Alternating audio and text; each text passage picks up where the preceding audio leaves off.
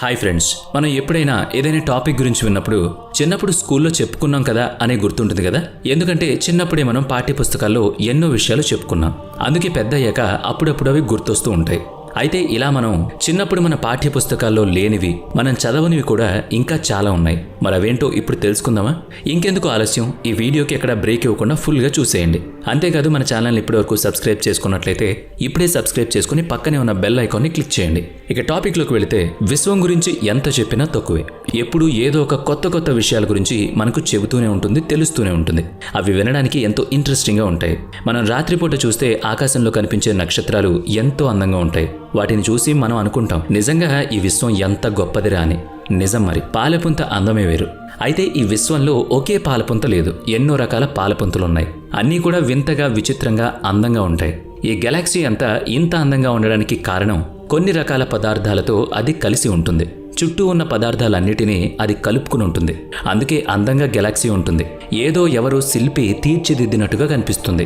ఖగోళ భౌతిక శాస్త్రవేత్తల టీం పాలపుంత గెలాక్సీ మధ్యలో దాగి ఉన్న కొత్త రకాల కాస్మిక్ థ్రెడ్లను కనిపెట్టింది. దాదాపు 1980లలో దీన్ని కనిపెట్టారు. కానీ దీన్ని ఎక్కడా పుస్తకాల్లో చదవం. ఈ థ్రెడ్లు చాలా చిన్నవిగా ఉంటాయి. అలాగే అడ్డంగా, రేడియల్గా కనిపిస్తాయి. కాలరంధ్రం నుంచి చెక్కల మీద చువ్వల వలె వ్యాపించుంటాయి. ఇలా విశ్వం యొక్క మూలం, పరిణామం, నిర్మాణాన్ని అధ్యయనం చేసేదే కాస్మాలజీ. విశ్వం యొక్క కాస్మలాజికల్ అవగాహనలు, నమ్మకాలు శాస్త్రీయ సిద్ధాంతాలపై ఆధారపడి ఉంటుంది.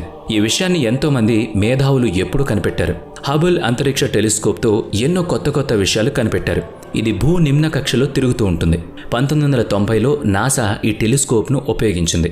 అమెరికాకు చెందిన ఖగోళ శాస్త్రవేత్త ఎడ్విన్ హబుల్ పేరున ఇది తిరుగుతూ ఉంటుంది. ఈ టెలిస్కోప్ యొక్క ముఖ్య ఉద్దేశం ఏంటంటే, రోదసీ లోతుల్లో ఉన్న వాటి గురించి తెలుసుకోవడం. ఈ టెలిస్కోప్ ద్వారా మనకు ఇంకా తెలిసిన విషయాలు ఏంటంటే, మిల్కీవే అనేది ఒక్కటే కాదు, ఎన్నో ఉంటాయి. వాటన్నిటిలోనూ కొన్ని లక్షల నక్షత్రాలున్నాయని. హబుల్ టెలిస్కోప్ ఎంత దూరంలో ఉన్న వాటినైనా గుర్తించగలదు. ఈ టెలిస్కోప్ చాలా చిన్నదే, కానీ అంతరిక్షంలో ఉన్న లోతైన వాటిపై అధ్యయనం చేయగల సత్తా దానికుంది. అలాగే కాస్మిక్ వెబ్ అనేది ఎప్పుడూ మనకు ఎన్నో చిత్ర విచిత్రాలను పరిచయం చేస్తుంది. 1,00,000 కంటే ఎక్కువ కనెక్షన్తో 24,000 గెలాక్సీల నెట్వర్క్తో ఇది ఉంటుంది. మోడల్ను ఎంచుకోవడం, ప్యాన్ చేయడం, జూమ్ చేయడం, విభిన్నంగా ఫిల్టర్ చేయడం వంటివి దీని లక్షణాలు. గెలాక్సీలు, వాటి విశేషాలను ఇది ఇట్టే పసిగడుతుంది. ఆస్ట్రోఫిజిసిస్ట్ జేమ్స్ బులాక్ దీనిపై ఏం చెప్పారంటే, మనం గెలాక్సీలోకి ఎంత దూరంలోకి చూడాలనుకుంటున్నామో అంత దూరంలోనూ మన కాస్మిక్ వెబ్ అనేది కనిపిస్తుంది. ఈ వెబ్ని మనం పరిశీలించి చూస్తే మన దూరంలో గెలాక్సీలు కనిపిస్తాయి. ఇవన్నీ కూడా కొన్ని కోట్ల సంవత్సరాల క్రితం ఏర్పడినట్టుగా మనకు తెలుస్తుంది. అయితే మొదట్లో ఈ విశ్వం వేడి సెగలు, హై ఎనర్జీ ఎలా తయారు చేయబడిందనేది మాత్రం ఒక వింతే. ఒక తెలియని పదార్థం విశ్వంలో ఉన్న వాటినన్నిటినీ కలుపుతూ ఉంటుంది. దానివల్లే ఎన్ని పాలపుంతలైనా కలిసిగట్టుగా అక్కడ ఉంటున్నాయి. డార్క్ మ్యాటర్ అనే పదం ఎప్పుడైనా మీరు విన్నారా? విశ్వం గురించి ఆసక్తి ఉన్నవాళ్ళు ఖచ్చితంగా వినే ఉంటారు. డార్క్ మ్యాటర్, దీన్నే మనం కృష్ణ పదార్థం అని అంటాం. ఖగోళ శాస్త్రంలో డార్క్ మ్యాటర్ అనేది కాంతి లేదా విద్యుదయస్కాంత క్షేత్రంలో సంరక్షణ చెందిన పదార్థం. గెలాక్సీల నిర్మాణం, పరిణామం, గురుత్వాకర్షణ, లెన్సింగ్ వంటి వాటిని ఇది కలుపుతుంది. అయితే ఇక్కడ ఇంకొక ఇంట్రెస్టింగ్ విషయం ఏంటంటే, ఈ డార్క్ మ్యాటర్ని ఎవరూ ఎప్పుడూ చూడలేదు, కానీ ఊహలకే పరిమితం. అయినా విశ్వంలోని పదార్థంలో 85% అదేనన్నది శాస్త్రవేత్తల అంచనా. అసలు ఈ డార్క్ మ్యాటర్ గనక లేకపోతే నక్షత్రాలు చెల్లాచెదరై ఉండేవా? ఈ డౌట్ అందరికీ వస్తుంది.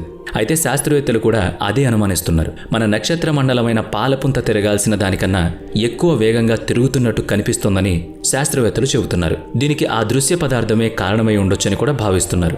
ఇక బిగ్ బ్యాంగ్ సిద్ధాంతం విషయానికి వస్తే, బిగ్ బ్యాంగ్ అనేది విశ్వం ఎలా ఏర్పడిందనే దాని గురించి విస్తృతంగా ఆమోదించబడిన సిద్ధాంతం. దాదాపు 13.8 బిలియన్ సంవత్సరాల క్రితం ఒక పేలుడు సంభవించిందని, ఈరోజు క్రమంగా విస్తరిస్తున్న మన విశ్వంలో మనం చూసే ప్రతిదాన్ని రూపొందించడానికి స్థలం మరియు సమయంలోని ఒక బిందువు వేగంగా విస్తరించిందని తెలిసింది.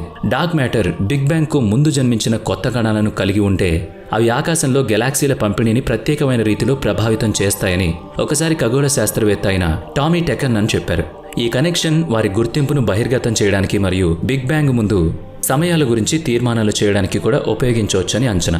మొత్తంగా నేను చెప్పేది ఏంటంటే, ఈ విశ్వంలో బిగ్ బ్యాంగ్కి సంబంధించిన తర్వాత ఈ డార్క్ మ్యాటర్ అనేది కూడా వచ్చి ఉంటుందని శాస్త్రవేత్తలు నమ్ముతున్నారు.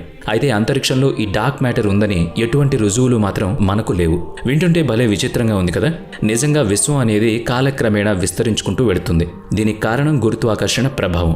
అదే సమయంలో కాస్మిక్ వెబ్ నిర్మాణం జరుగుతుంది. ఈ వెబ్ చీకటి అలాగే సాధారణ పదార్థాన్ని కలిగి ఉంటుంది. అసలింతకీ బిగ్ బ్యాంగ్ ఎప్పుడు సంభవించిందో మీకు గుర్తుందా? లేకపోతే ఇప్పుడు నేను చెబుతున్నా చూడండి. బిగ్ బ్యాంగ్ అనేది విశ్వంలో దాదాపు 13.8 బిలియన్ సంవత్సరాల క్రితం సంభవించిన భారీ పేలుడు. మీరు గనక ఒక బెలూన్ని పట్టుకున్నారనుకోండి, అందులో గాలిని ఊదితే బెలూన్ విస్తరించి పెద్ద ఆకారంలోకి వెళుతుంది. విశ్వంలో జరిగిన బిగ్ బ్యాంగ్ సంఘటన కూడా అంతే.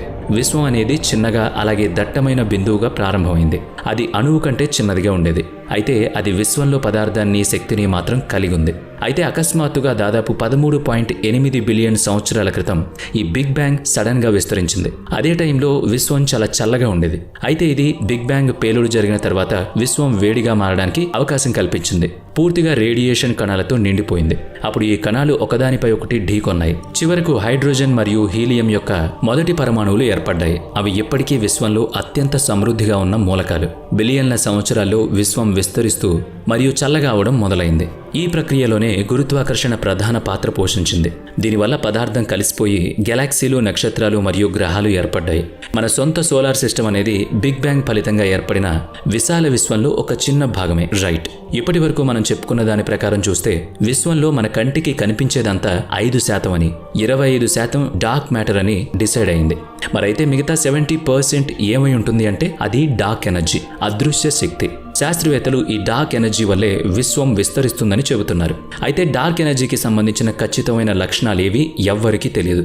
కానీ ఆ దిశగా ఆస్ట్రేలియాకు చెందిన శాస్త్రవేత్తలు, కాస్మాలజిస్టులు పరిశోధనలు చేస్తూనే ఉన్నారు వాటి లక్షణాలను గుర్తించడానికి. విశ్వవ్యాప్తిలో నక్షత్రాల పాత్ర ఎంతో కీలకమని, ఆ నక్షత్రాలు పేలిపోయే సందర్భాలు మరింత వ్యాప్తికి కారణమవుతున్నాయని వెల్లడైంది. ఆ నక్షత్రాలు ఇప్పుడు డార్క్ ఎనర్జీ లక్షణాలను తెలియజేస్తున్నాయని వివరించారు. మనం ఊహించిన దానికన్నా డార్క్ ఎనర్జీ అత్యంత సంక్లిష్టమైనదిగా చెప్పారు.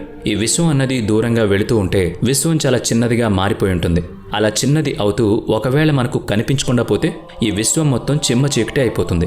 అలా అది కనిపించకుండా పోయిన సమయంలో పేలుళ్లు సంభవించవచ్చు, లేదంటే కామ్గాను ఉండిపోవచ్చు. ఏదేమైనా ఈ విశ్వం గురించి మనం కొత్త కొత్త విషయాలు తెలుసుకుంటూ ఉంటే ఎంత ఇంట్రెస్టింగ్గా ఉంటాయో అంతే భయంకరంగా కూడా ఉంటాయి. కాదంటే ప్రతి ఒక్కరూ దీని గురించి తెలుసుకోవాలి. అందుకే మీకోసం ఈ వీడియోను చేయడం జరిగింది. మరి ఈ వీడియో మీకు నచ్చినట్లయితే లైక్ చేయండి, షేర్ చేయండి. ఇప్పటి వరకు మన ఛానల్ని సబ్స్క్రైబ్ చేసుకున్నట్లయితే ఇప్పుడే సబ్స్క్రైబ్ చేసుకుని పక్కనే ఉన్న బెల్ ఐకాన్పై క్లిక్ చేయండి.